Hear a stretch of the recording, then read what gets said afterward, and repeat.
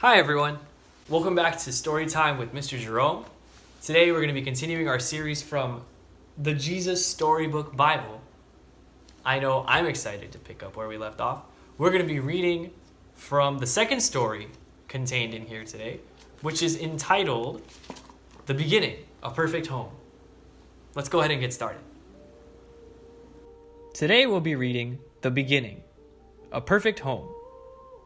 In the beginning, there was nothing. Nothing to hear, nothing to feel, nothing to see, only emptiness and darkness, and nothing but nothing. But God was there, and God had a wonderful plan. "I'll take this emptiness," God said, "and I'll fill it up. Out of the darkness, I'm going to make light, and out of the nothing, I'm going to make everything." Like a mommy bird flutters her wings over her eggs to help her babies hatch, God hovered over the deep, silent darkness. He was making life happen. God spoke. That's all. And whatever He said, it happened. When God created, all He had to do was speak. He is so powerful that He simply spoke and everything came to be. But there was one thing that God did not speak to create. We'll get to that at the end of the story. God said, "Hello, light," and light shone into the darkness. God called the light day, and the darkness night. "You're good," God said, and they were. Then God said, "Hello, sea, hello, sky," and a great space opened up wide and deep and high. "You're good," God said, and they were. Then God said, "Hello, land," and there, splashing up through the oceans, came cliffs, mountains, sandy beaches. "You're good," God said, and they were. "Hello, trees," God said. "Hello, grass and flowers," and everything everywhere burst into life. He made buds bud, shoots shoot, flowers flower. "You're good," God said, and they were. "Hello, stars," God said. "Hello, sun, hello, moon," and whizzing into the darkness came fiery globes spinning around and around, whirling orange and purple and golden planets. "You're good," God said, and they were. "Hello, birds," God said, and with a fluttering and flapping and chirping and singing, birds filled the skies.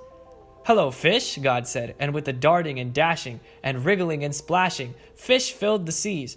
"You're good," God said, and they were. Then God said, "Hello, animals," and everyone came out to play. The earth was filled with noisy noises, growling and gobbling and snapping and snorting and happy skerfuffling. "You're good," God said, and they were. God saw all that He had made, and He loved them, and they were lovely because He loved them. But God had saved the best for last. From the beginning, God had a shining dream in His heart. He would make people to share His forever happiness. They would be His children, and the world would be their perfect home. So, God breathed life into Adam and Eve. Adam and Eve, humans, were the one thing that God did not create simply by speaking. He used His hands when He made them because He wanted to make extra certain that He made them just right. When they opened their eyes, the first thing they ever saw was God's face. And when God saw them, He was like a new dad. "You look like me," He said. "You're the most beautiful thing I've ever made." God loved them with all of His heart, and they were lovely because He loved them. And Adam and Eve joined in the song of the stars and the streams and the wind in the trees, the wonderful song of love to the one who made them. Their hearts were filled with happiness, and nothing ever made them sad or lonely or sick or afraid. God looked at everything He had made. "Perfect," He said, and it was. But all the stars and the mountains and oceans and galaxies and everything were nothing compared to how much God loved His children. He would move heaven and earth to be near them, always. Whatever happened, whatever it cost Him, He would always love them. And so it was that the wonderful love story began.